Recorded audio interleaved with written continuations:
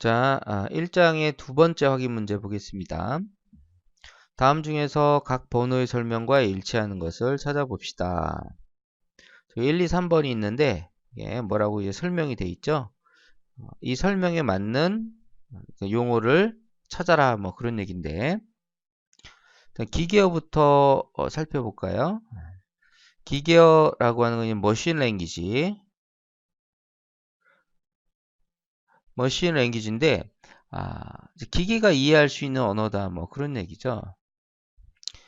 자, 이 기계어에 대해서 그 개념을 정확히 이해를 하려면 쉽지 않습니다. 컴퓨터의 구조 같은 것도 알아야 되고 너무 복잡하니까 간단하게 예를 들어서 장난감 자동차를 가지고 그 기계어에 대해서 한번 살펴보도록 하겠습니다. 여러분들이 어디서 장난감 자동차를 하나 사왔다고 합시다.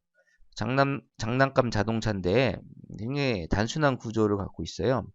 안에 스위치가 딱 두 개 있어요. 그리고 1번 스위치, 2번 스위치라고 합시다. 이 스위치는 on 또는 off 이게 두 가지 상태를 나타낼 수가 있고 이 스위치의 상태에 따라서 이 자동차의 움직임이 결정이 되는 거죠.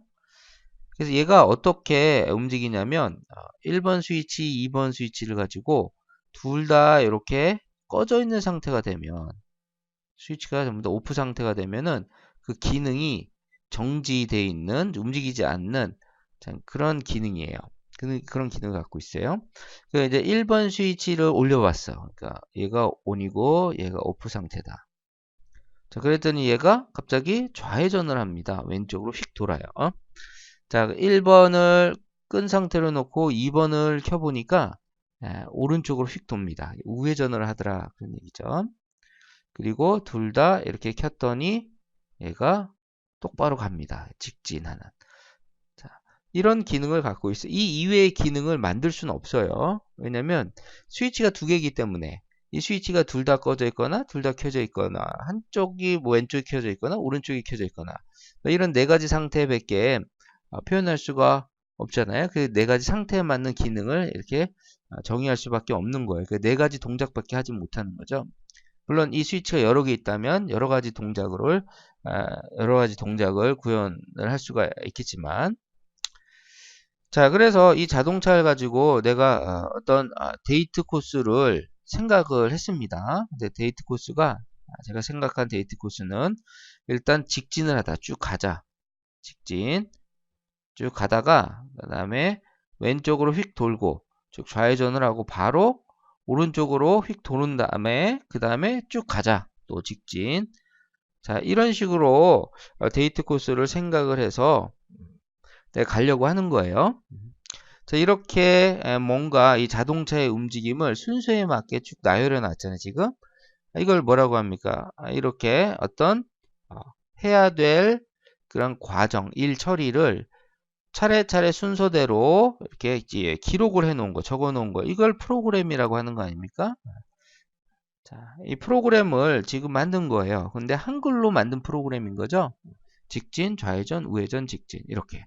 이걸 종이에 적어서 차에 붙여 놓는다고 해서 자동차가 자동으로 이렇게 한글을 읽고서 움직입니까? 뭐 인공지능이에요. 움직이지 않습니다. 그리고 이거를 불러준다고 해서 움직이거나 하지 않아요. 귀가 있는 것도 아니고. 그래서 이렇게 한글로 만들어진 프로그램은 이 자동차가 이해할 수가 없고 따라서 그대로 수행할 수도 없어요. 그러면 이렇게 움직이도록 하려면 어떻게 해줘야 됩니까? 이 자동차가 그 기능에 맞게 스위치의 상태가 정의가 되어 있잖아요. 이 스위치의 상태로 표현을 해줘야지만 이 자동차가 움직일 수가 있는 거예요. 그러니까 직진하려면 어떻게 표현을 해줘야 돼요? 직진에 맞는 스위치의 상태. on이죠. 그래서 1번 on, 2번 on 이런 식으로 적어줘야 되는 겁니다. 그 다음에 좌회전을 하려면 왼쪽에 있는 거 on, 오른쪽에 있는 거 off 상태. 자, 우회전을 하려면은 왼쪽은 off, 다음에 오른쪽은 on. 또 직진을 하려면 on, on. 자, 이런 식으로 적어줘야 되죠.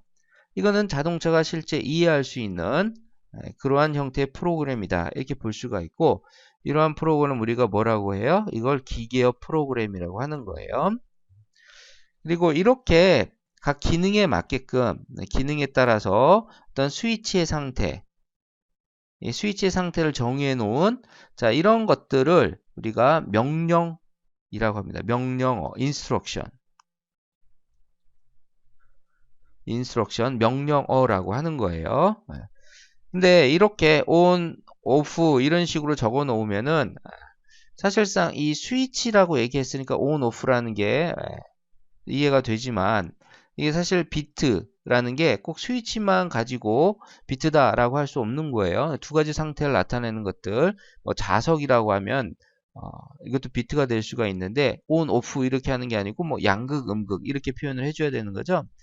비트가 달라지면은 그 비트의 상태를 표현하는 그런 말도 다 달라질 수가 있어요. 그래서 그걸 통일하자. 비트의 상태를 두 가지 상태니까 0과 1로 표현을 해보자. 그렇게 하면은 좀 더 쉽지 않겠느냐 라고 해서 보통은 이게 비트의 상태를 0과 1로 표현을 해주는데 오프다 그러면 0으로 하고 그렇죠? 온이다 그러면 1로 해보자. 그럼 이렇게 이렇게 적어줄 수가 있겠네요. 0, 1, 0, 이건 1, 1 이렇게 적어줄 수가 있다. 그리고 얘도 비트의 이 스위치의 상태를 1, 1, 그다음에 1, 0, 0, 1, 1, 1 이렇게 또 적어줄 수가 있겠네요. 그렇죠?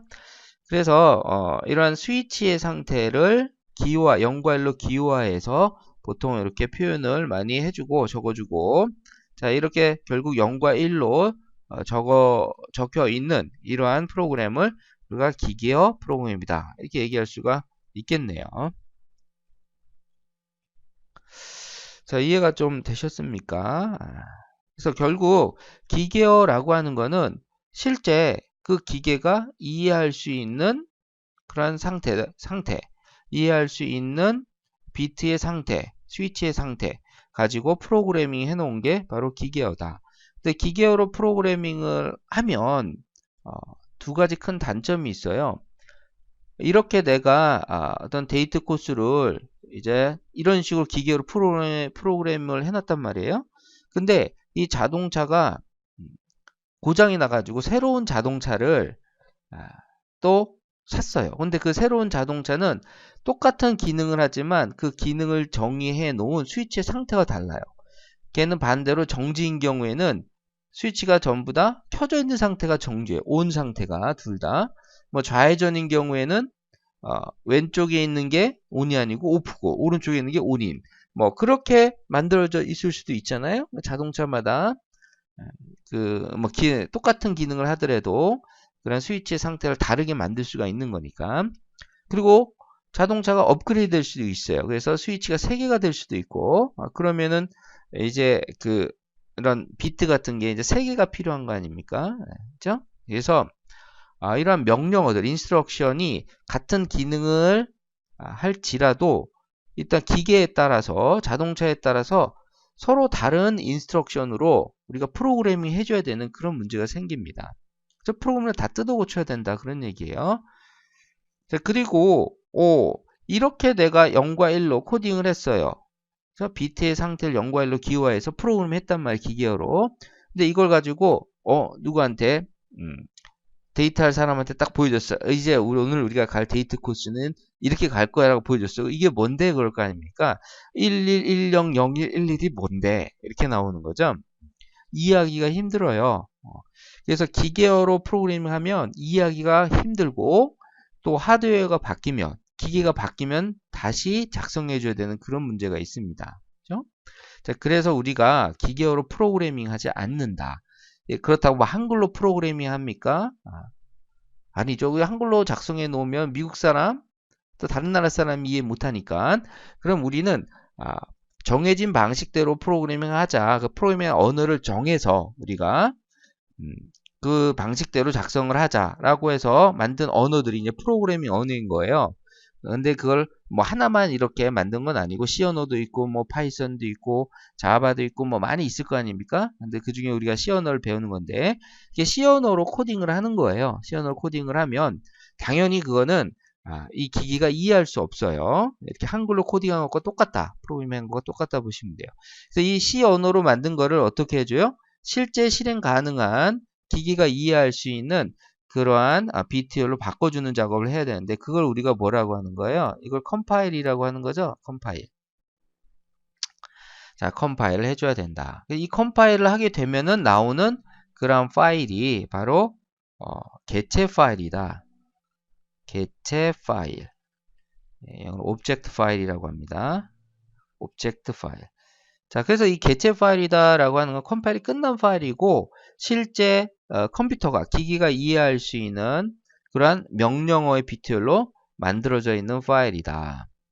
그런데 이거를 직접 실행시킬 수는 없어요. 왜냐하면 이 하드웨어는 똑같아요. 예를 들어서 CPU다. 컴퓨터의 CPU다. 그러면 그 CPU가 이해할 수 있는 명령어의 BTL은 다 그냥 정해져 있는 거 아닙니까? 근데 그 똑같은 CPU를 갖고 있는 컴퓨터에 깔리는 운영체제가 다를 수가 있어요. 근데 프로그램을 실행시키는 건 운영체제가 실행시켜 주거든요. 따라서 운영체제가 다르면은 그 운영체제가 인식할 수 있는 그 파일의 포맷이 다릅니다. 그래서 그 특정 운영체제가 인식할 수 있는 그러한 파일의 포맷으로 우리가 바꾸기 위해서 뭔가를 이 개체 파일에다가 개체 파일은 변함이 없고 여기다가 뭔가를 붙여주는데 그게 이제 스타트업 코드예요. 스타트업 코드를 붙여줘야 돼요. 자, 요거만 시작하는 어떤 그 위치를 딱 여기다 얹어준다 이렇게 생각하시면 되고 그게 이제 운영체제마다 다르다 이렇게 생각하시면 돼요. 운영체제가 프로그램을 실행시킬 때 이 스타트업 코드로 제어를 넘겨주게 되는데 그게 이제 운영체제마다 다르다. 그래서 이 스타트 코드를 붙여야지만 뭐가 만들어져요? 실제 실행이 가능한 실행 파일이 만들어진다. 그런 얘기입니다. 자, 그래서 결국 1번에 보면 컴퓨터가 바로 이해할 수 있는 언어로 연구하려 기호화해서 표현한 언어 뭐예요? 기계어죠. 소스 파일이 컴파일된 후에 생성된 파일이에요. 그러면 이제 뭐 실행 파일이라고 볼 수도 있는데 바로 실행시킬 수 없으니까 이제 오브젝트 파일, 개체 파일이 되는 거죠. 개체 파일에다가 스타터 코드를 붙여야지 뭐가 만들어진다? 실행 파일을 만들어지는 거예요. 개체 파일에 스타터 코드를 붙여 실행 파일을 만드는 과정. 이 과정을 우리가 뭐라고 하냐면 이거를 바로 링크라고 합니다. 링크. 이게 그냥 링크가 되는 거죠. 그렇죠? 자, 그래서 이가 보통 프로그램을 작성을 한다. C 언어로 만들어진 그 파일을 소스 파일 이렇게 얘기하고 소스 파일을 저장하잖아요. 그러면 ASCII 코드값 형태로 저장이 돼요. 자, 걔가 뭐가 돼야지? 컴파일이 돼야지만 실행 파일이 만들어진다. 그 중간 과정은 링크라는 과정이 있다.